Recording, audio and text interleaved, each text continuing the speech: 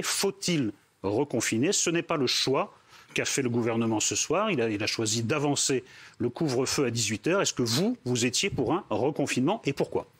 Bonsoir. Bon, il est clair que sur un plan médical et sanitaire, la meilleure mesure ou la mesure la plus crédible pour arrêter la propagation de l'épidémie, c'est le confinement généralisé.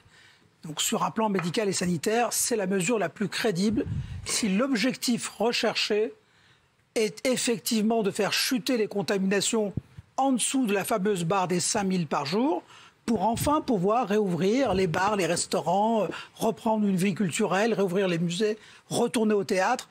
Eh bien, c'est une condition sine qua non. On a bien vu que le confinement d'octobre, qui était un confinement allégé, plus allégé qu'en mars, n'a permis de ramener le niveau des contaminations qu'à 8000 par jour. Le couvre-feu qui s'est poursuivi, qui va être généralisé à partir de samedi à partir de 18h, en fait, n'est pas en mesure d'atteindre l'objectif de contamination inférieur à 5000 par jour. On voit, elle continue de monter. Santé publique France dit qu'aujourd'hui, il y a 23 000 nouvelles contaminations. Bon, j'ai noté que le Premier ministre en avait compté, lui, que 16 000. Mais Santé publique France, dans ces derniers chiffres, dit bien 23 000. Donc, sortie du confinement, du deuxième confinement, on était à 8 000 contaminations par jour. Aujourd'hui, on est à 23 24 000 par jour. Donc, ça a triplé. On n'est donc pas dans un plateau, mais bien dans une dynamique positive. Donc ça, c'est un élément extrêmement important, malgré le couvre-feu. Et enfin, en plus, malheureusement, on découvre... Enfin, le grand public découvre ce que les médecins, nous savions déjà, c'est-à-dire qu'on a affaire à une hydre.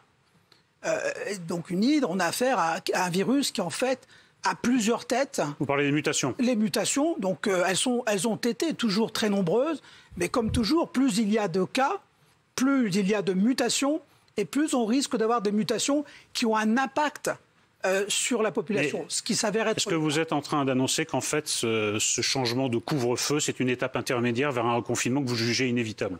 En tout cas, ce que je veux dire, c'est que le couvre-feu avancé à 18h dans toute la France, à partir de samedi, ne sera pas une mesure suffisante pour enrayer la propagation de l'épidémie. On peut s'étonner quand même, Éric, et avec tout le respect que je vous dois, docteur, on peut quand même s'étonner que les médecins les plus avisés, qui nous parlent des dégâts du virus toute la journée, oublient de nous parler des dégâts sur le cerveau humain, sur la psychologie humaine. Et pour la santé, parlons cyniquement et strictement de la santé. Faisons pas de philosophie déplacée, etc. Du strict point de vue cynique de la santé, du point de vue du sanitarisme le plus aveugle, je pense que la santé mentale des gens est au moins aussi importante que leur santé biologique pure.